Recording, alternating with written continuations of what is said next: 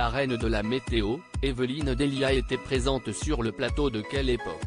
Ce samedi 25 février sur France 2. Reconnue en tant qu'experte, cette dernière était conviée dans l'émission afin d'aborder la question du dérèglement climatique.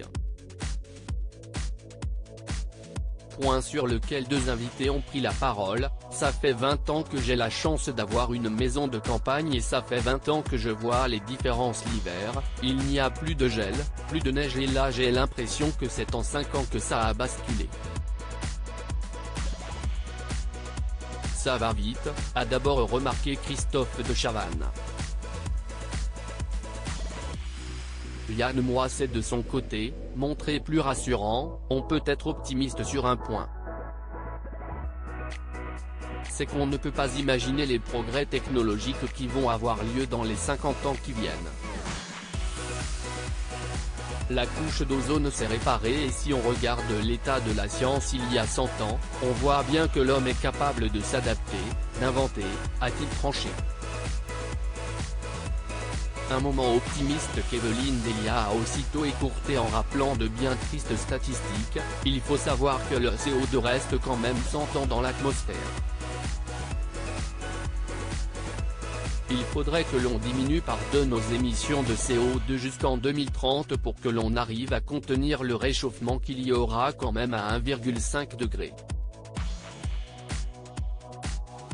Il faisait partie des accords de Paris et on en est à 2,3 degrés pour l'ensemble de la planète. Pour appuyer son propos, la présentatrice a aussi tenu à rappeler que la France a fait face à ses années les plus chaudes lors de la dernière décennie dont 2022 était un record.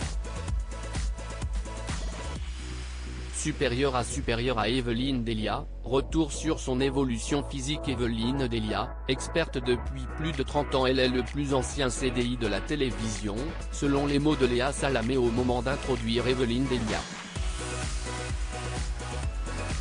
Depuis 31 ans, cette dernière présente la météo sur TF1 et a petit à petit bâti une réputation de spécialiste de la question climatique. Engagée à laisser une planète en bon état en héritage à ses enfants, la directrice du service météo de la Une âgée de 74 ans a publié en 2007, C'est bon pour la planète, un guide dans lequel elle prodigue des conseils pour prendre soin de la Terre. Mais ce n'est pas tout. Afin de faire prendre conscience de l'aspect urgent que représente le climat, TF1 avait diffusé en 2014, une projection de ce que seraient les températures en 2050. Cependant, face à l'accélération du réchauffement climatique, la chaîne avait dû réitérer l'expérience en 2022. Résultat ? Le Nord-Ouest affichait un thermomètre à 36 degrés en été alors qu'il avait été annoncé 8 ans plus tôt. À 26 degrés Celsius. Article écrit en collaboration avec 6 médias. Crédit photo, capture Quelle époque ? /France 2.